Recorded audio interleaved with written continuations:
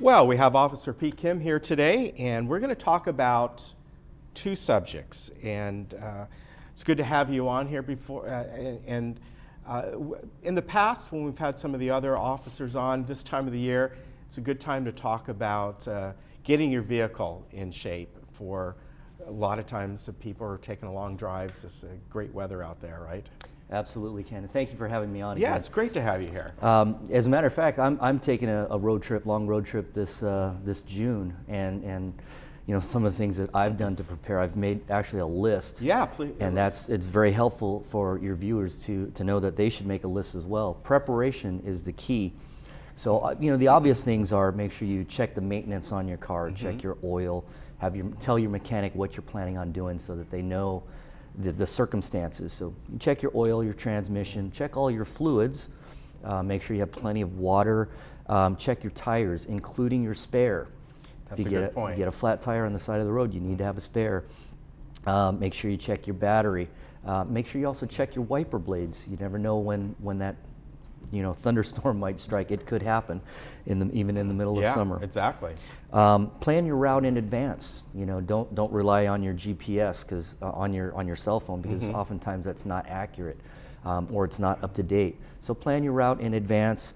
I always bring extra maps in my car just in case. I always plan rest breaks, extremely important. Yeah. I'm traveling to Sacramento, so it's about a 400-mile trip, 8 hours. So I always plan a couple of rest breaks in between there. Always bring an extra cell phone charger, just in case your battery starts to run low. Get plenty of rest, of course. I always pack extra water, just in case. That's a great idea, yeah. And I always check on my roadside service. A lot of our insurance companies offer extra roadside service, so if you have that service, make sure you take advantage of it. Also, something that a lot of people don't think about is giving your itinerary to a family member or a friend, a neighbor, and set up scheduled times to check in with them so that along your route, and also your route, you know, make sure that they know your route so that I'm taking the 5 primarily straight up to Sacramento, but you know, that way other people will know where you intend to be at what time. In case something happens, you don't check in, they know where to start looking. That's a great tip. And as you said, we're in summer. It doesn't mean that you're not going to get a heavy rainstorm somewhere. Years ago, we drove out to New Mexico. Of course, this is the time of the year they get the monsoons there. So I wanted to be prepared, make sure the wiper blades, and sure enough, one of the most horrendous storms I've ever driven through happened just outside of, as we're going into Albuquerque. So be prepared. You never know what you're going to. Look at the weather coming up to where you're driving. Absolutely. And also, as you said, give somebody your itinerary so they know. And one of the things that I go online every once in a while, if I'm doing a shorter trip in this area, and the SigAlert.com, and this is a great resource. It's basically the same map if you ever watch like Channel 7 in the morning and things like that. This is exactly what they use. But what's really nice is prepare yourself, and you go to SigAlert.com, then you pick the area. The area doesn't really matter because the map will expand if you want. But suppose a couple of weeks ago, we drove down to San Diego. So I got on here to SigAlert.com first, and I go, okay, you know, everything's clear. It's great, at least at the time I'm looking at the map. Right. They have an iPhone app for this and all that, but prepare yourself, and that way you'll know, hey, this road is, there's something going on. CHP website obviously has that as well, Waze and all different kinds of things. So exactly. Let's talk about this. You brought this on today for me. It's a card, it's an envelope type thing to keep in your glove box in case you have a collision. A lot of times people don't know what to do. Absolutely. The most important thing is your safety first. So if you are involved in a collision, try to get out of the traffic lanes. Pull to either the right shoulder or try to exit the freeway. Make sure that you're safe first. Call 911 if you can, if you have a cell phone. If you don't, and if it's just a minor property damage collision only, you can definitely take advantage of this. On the one side here, on the left side, you can put your insurance card and your registration card. And then what happens a lot is when you're involved in an accident, you don't think about the things that you need to get from the other person. So a lot of times I hear people say, oh, I forgot to get their driver's license number, or oh, I forgot to get their phone number. Well, on the right side, it has a list of all the handy things that you need to get, your information as well as theirs.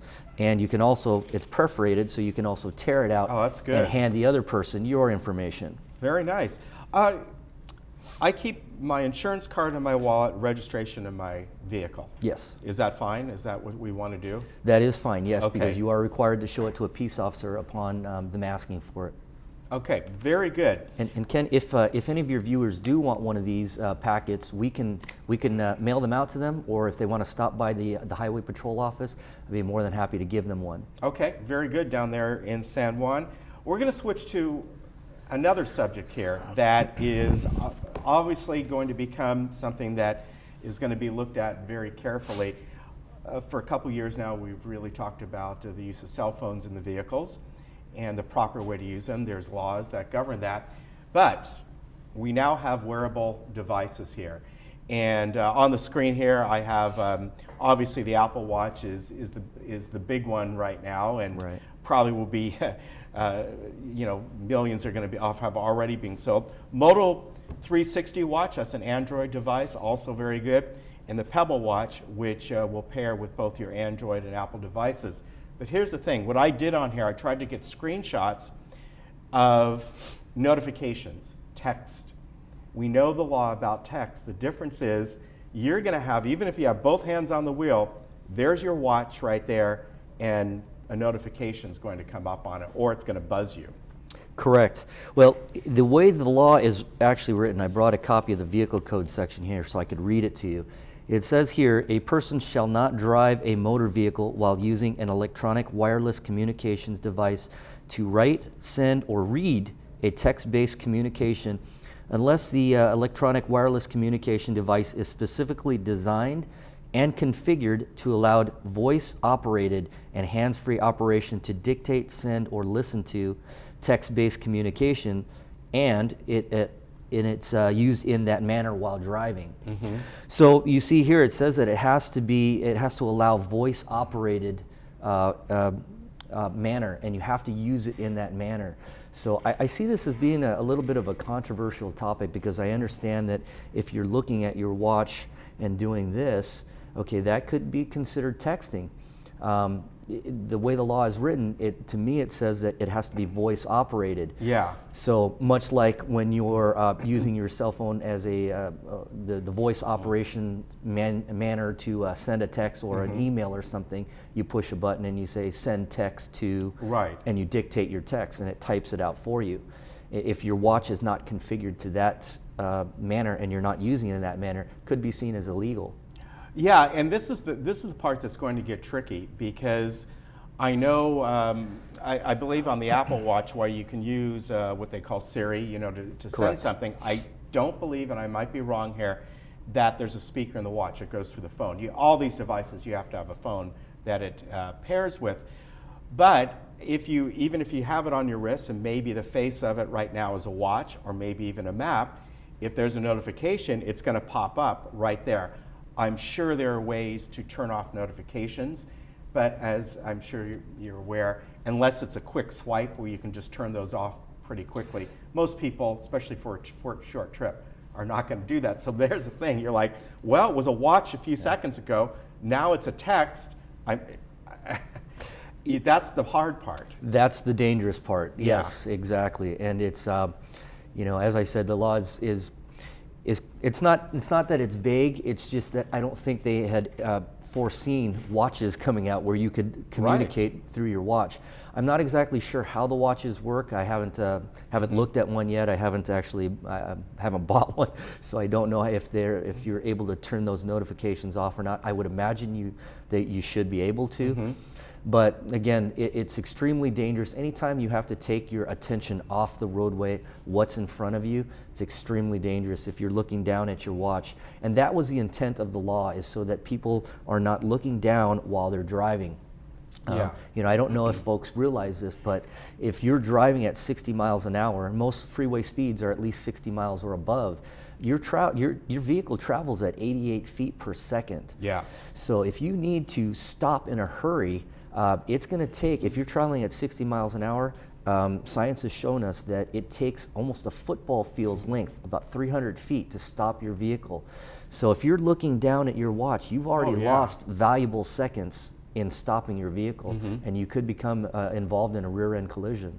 Yeah, well, we'll find out more information on this. I do know, at least with all these watches, you have to set up notifications on the phone first. And I'm not sure on the Moto or the Pebble. I think on the Apple Watch, though, you'd get a little buzz on your phone or on your watch. On your watch. And then you'd have to physically swipe up, or you use the crown. I'll know in a couple months when I get mine, but we'll see. But you can. That's a subject that's really going to have to be looked at. Correct. It'll be quite interesting to see what happens with that, and for the state and other states as well to catch up with that. We'll see what happens. Now, as far as talking using your wristwatch may be fine, because that would be, once you push the button in order to accept the call, you're no longer needing to look down at your phone, so you could drive at the same time as well as talk, and that would, in my mind, would be considered hands-free. Yeah. However, the texting or the emailing is probably not going to be Yeah, I mean, I think it's hands-free. obvious if you're actually texting back. I know some of these, they have prepared statements, so to speak. Yes. Even one you can put in that says, you tap and go, sorry, I'm driving. And so that person knows, okay, Exactly. you can't be texting to him. But we'll see what happens with this. It's interesting. One thing I want to always like to mention is that if someone's on the road and they see any kind of activity going off to the side of the road with emergency services, whether it's you folks or fire or the sheriff's or tow truck even, what's the proper thing to do? Well, there's two parts to this. If there is already a collision or some type of emergency on the side of the road, you should always slow down. If it's on the freeway, make sure you slow down. It's required by law. Either slow down or move to the left if the left lane is available, so that space is left there for the emergency vehicles. Now, what I see a lot of people getting confused with is when they see sirens, lights and sirens behind them, approaching them, and I see a lot of people pulling to the left. The rule of thumb is you always pull to the right, allow the emergency vehicles to pass on the left. Okay, very good. Good to have you here today. And you folks have the service available down there for those grandparents out there who want to put a baby seat or child seat in their car. They'll take care of that for you. You do need to call them. Call the local office, 487-4000, 949-487-4000. That's the San Juan office. And schedule that. It's a great, great service to have those properly put in. And when they put them in, they aren't going anywhere. You may actually have to go back to them when you want them taken out sometimes, right? Yes. They're in there very well. Good to see you. Thanks a lot, Ken. We'll see you in about a month, and pick up one of these if you can, and maybe we'll have you bring by a stack of them here. We can Sure. keep them here. That'd be great. Absolutely. All right, we'll be right back. Yeah, this is